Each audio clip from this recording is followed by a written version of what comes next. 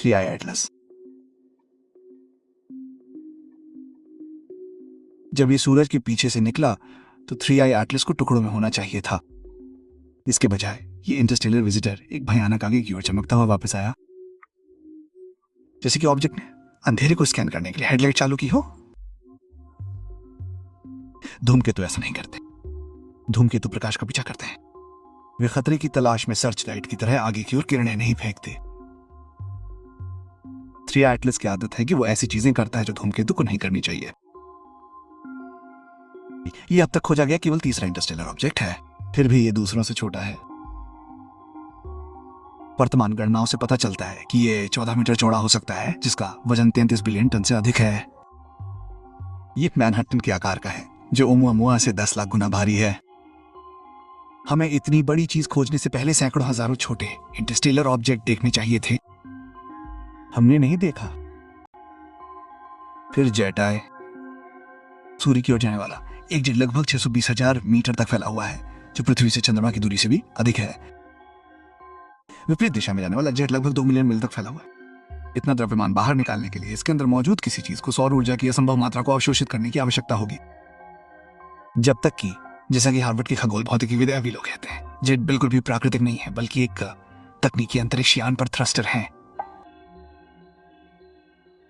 और थ्रस्टर बहुत कुछ समझा सकते हैं, जैसे कि इसका प्रक्षेप वक्र पृथ्वी के कक्षीय तल के 5 डिग्री के भीतर क्यों है, केवल 0.2% के साथ एक संरेखण, या इसके आगमन का समय इसे मंगल, शुक्र और बृहस्पति से परे एक आदर्श पथ पर क्यों रखता है। लो इसे एक उल्लेखनीय फाइन ट्यूनिंग कहते हैं, जिसके स्वाभाविक रूप से होने की संभावना केवल 20,000 में से एक है।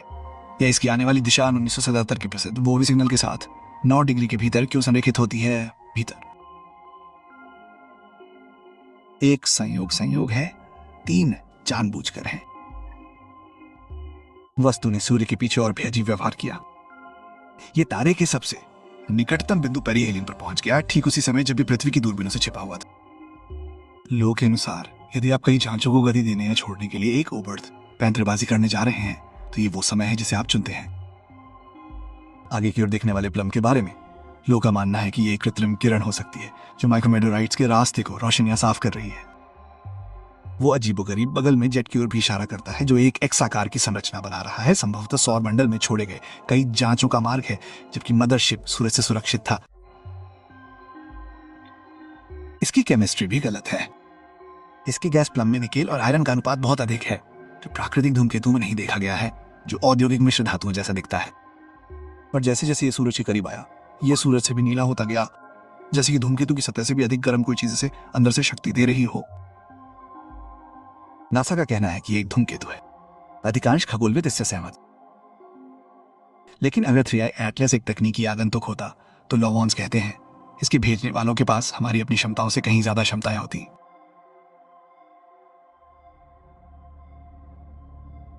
बुगोस्फीयर 2 मार्च 2024 को बास्केटबॉल के आकार का एक चमकता हुआ गोला कोलंबिया के बुगो के ऊपर आसमान से नीचे आया, घूमता हुआ टेढ़ा मेढ़ा, गुरुत्वाकर्षण और तर्क को धता बताते हुए आखिरकार वो एक बिजली के तार से टकरा कर खेत में जा गिरा। जब स्थानीय लोग उसके पास पहुंचे तो वो गोला छूने पर बर्फीला था। एक ने कहा कि तापमान एक फ्रिज के बराबर था। फिर भी जब किसी ने उस पर पानी डाला तो पानी भाप बनकर उड़ गया, जैसे किसी गर्म चूल्हे से टकराया हो। 3 महीने बाद वो खेत जहां वो पड़ा था अभी भी सूखा हुआ है, घास का एक ऐसा घेरा जो दोबारा नहीं उगेगा। वे इसे बुगोस्फीयर कहते हैं, और यह नागरिकों द्वारा बरामद किया गया पहला एलियन प्रोब हो सकता है, और जिसका अध्ययन सरकारी नियंत्रण से बाहर किया गया है।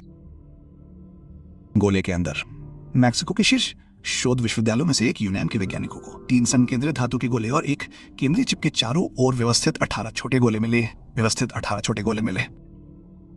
एक्सरे में कोई वेल्ड, कोई जोड़ या इसे जोड़ने का कोई स्पष्ट तरीका नहीं दिखा।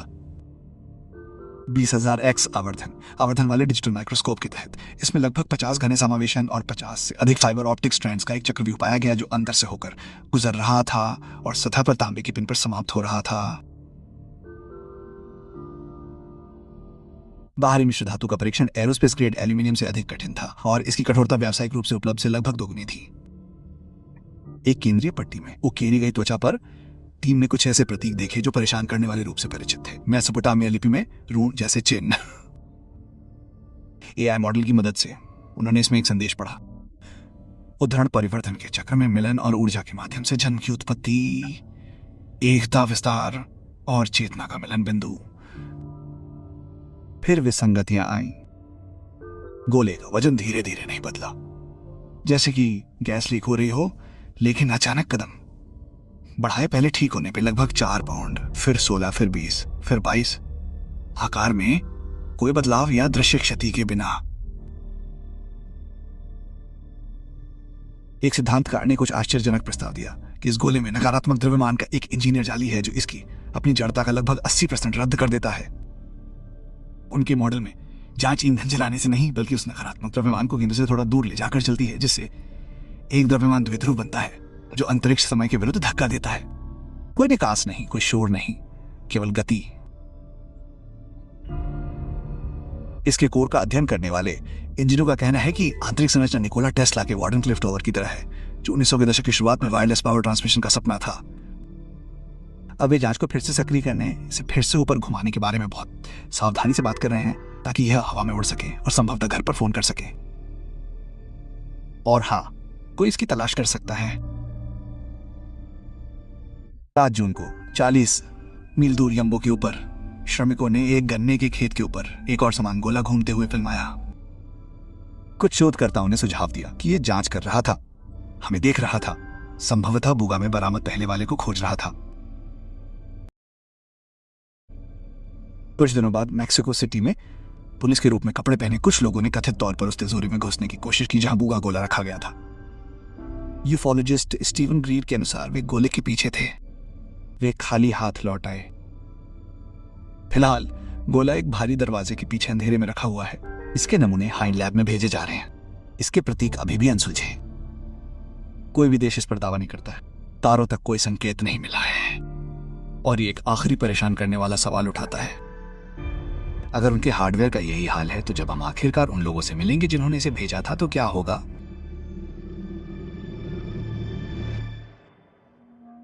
1991 वीजी।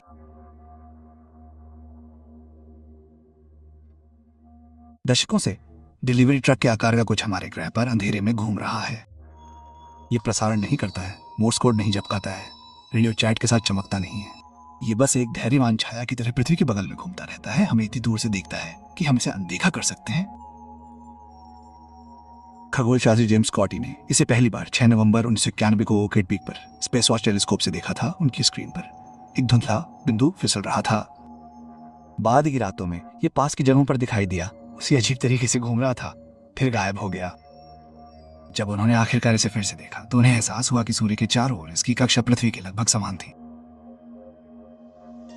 1991 वीजी नाम में थी। शायद 30 फीट चौड़ा था, लेकिन इसने गलत काम किया। इसकी रोशनी हर कुछ मिनटों में इतनी तेजी से गिर रही थी जैसे कि ये अलग हो जाए।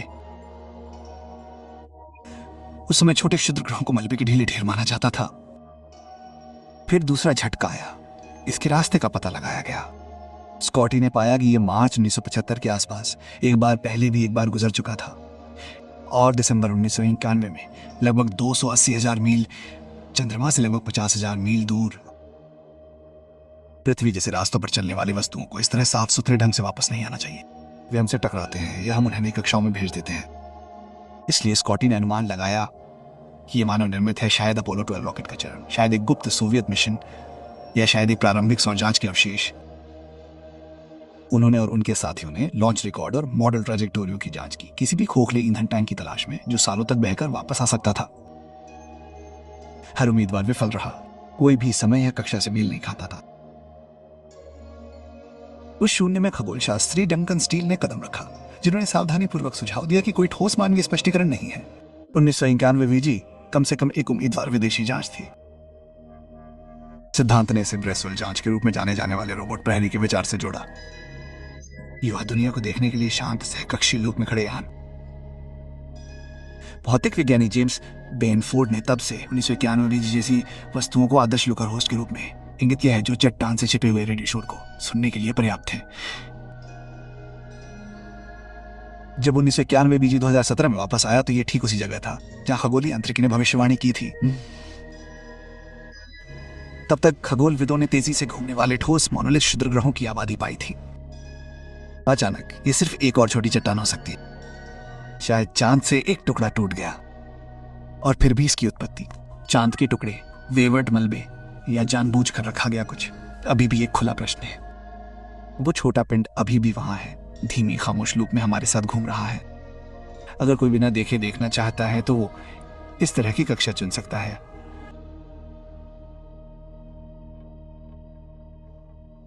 मुआ मुआ।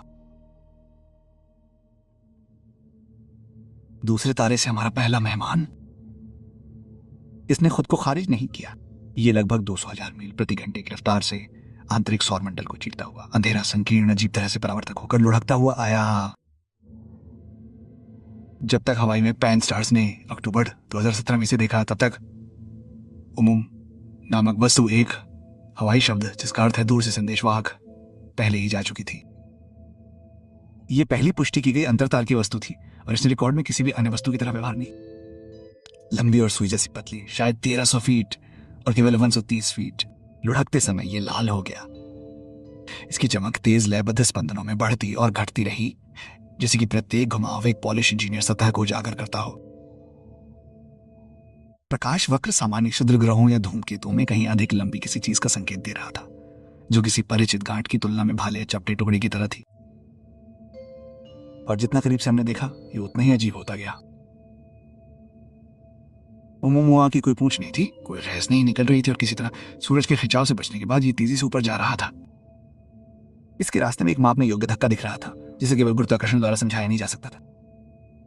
कोई गैस बाहर निकलती हुई दिखाई नहीं दे रही थी, कोई स्पिन अप नहीं था, कोई अस्पष्ट कोमा नहीं था। ये बस गलत तरीके से घूम रहा था। खगोलविदों ने अजीबोगरीब प्राकृतिक उत्पत्ति का प्रस्ताव दिया। एक हाइड्रोजन हिमखंड, प्लूटो जैसे एक्सोप्लैनेट से टूटा हुआ एक टुकड़ा, जमे हुए कणों का एक नाजुक ब्रह्मांडीय धूल का गुच्छा। प्रत्येक विचार के लिए एक ऐसी वस्तु की आवश्यकता थी जो इतनी दुर्लभ हो कि अटकलों की सीमा पर हो। हार्वर्ड के खगोल भौतिकीविद एवी लोबे ने एक अलग संभावना पेश की।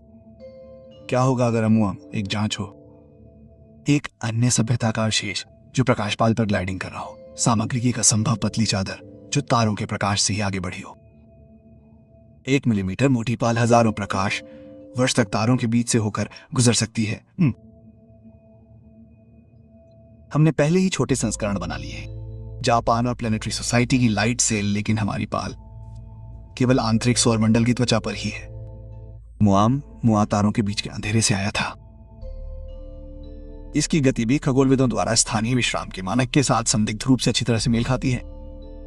आकाशगंगा के हमारे हिस्से में तारों और गैस का औसत बहाव, अंतरिक्ष में स्थिर रहने के सबसे करीब की चीज।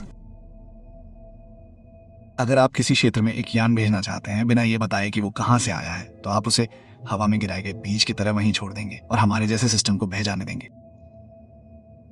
हमारे दृष्टिकोण से ये कहीं से भी प्रकट होता हुआ प्रतीत होगा। कुछ ही हफ्तों में ओमुमुआ हमारे सबसे अच्छे उपकरणों से दूर हो गया और पेगासस नक्षत्र की ओर पीछे हट गया। प्रोजेक्ट एलारी ने उन्मत्त पीछा मिशन प्रस्तावित किया, लेकिन मैसेंजर पहले ही बहुत दूर और बहुत तेज था। शायद ये विदेशी अंतरिक्ष कबाड़ का एक टुकड़ा था जो बहुत पहले मर चुका था। शायद ये एक जांच थी जिसने काफी कुछ देखा था। वास्तव में परेशान करने वाला विचार सरल है।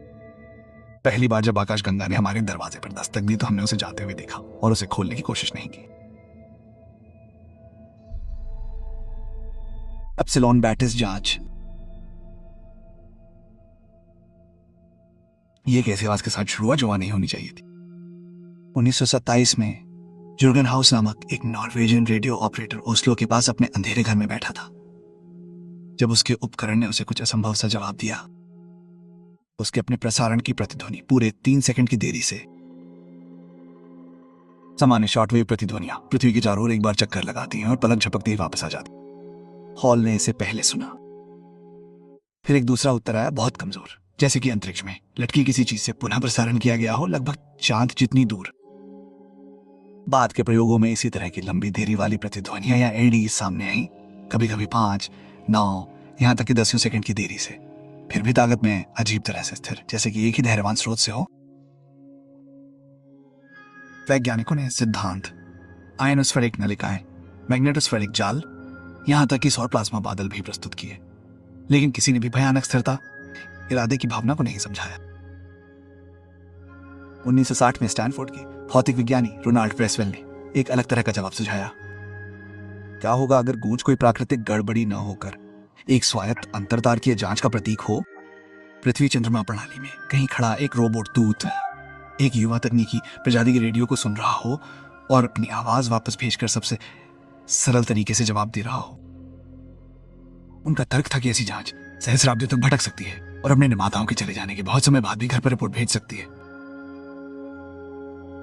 1970 के दशक में स्कॉटिश खगोल शास्त्री डंकन लूनर ने गूंज को ठीक उसी तरह एक संदेश के रूप में देखने की कोशिश की।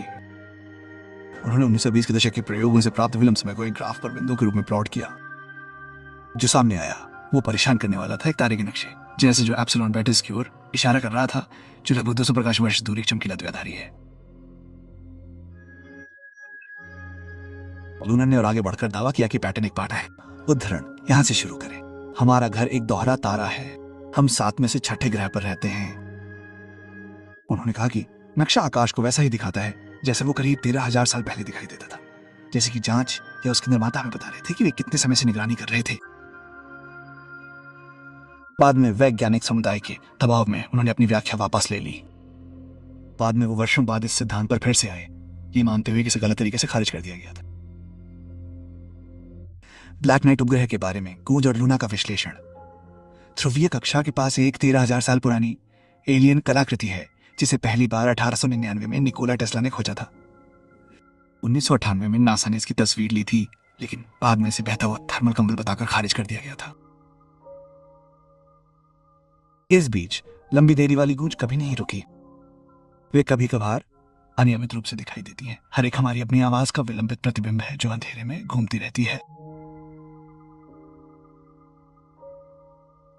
इनमें से कौन सी वस्तु सबसे अधिक संभावना किसी विदेशी सभ्यता द्वारा भेजी गई थी?